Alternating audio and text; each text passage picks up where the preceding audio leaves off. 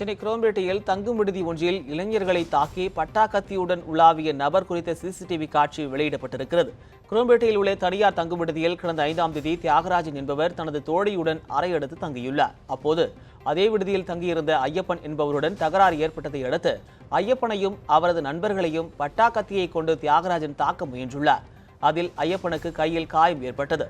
தகவல் அறிந்து அங்கு வந்த போலீசார் இரு தரப்பினரையும் சமாதானம் செய்து அனுப்பி வைத்ததாக தெரிகிறது. இந்த நிலையில் தங்கும் விடுதியில் பட்டாக்கத்தியுடன் தியாகராஜன் சுற்றித் திரியும் சிசிடிவி காட்சிகள் வெளியாகியுள்ளன.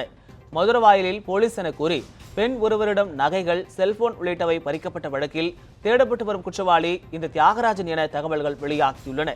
இதனையடுத்து தியாகராஜனை சட்டம் ஒழுங்கு ஆய்வாளர் சிவகுமார் தப்பிக்க விட்டுவிட்டதாக புகார்கள் எழுந்துள்ளன. இதுகுறித்து போலீசார் விசாரணை மேற்கொண்டு வருகின்றனர்.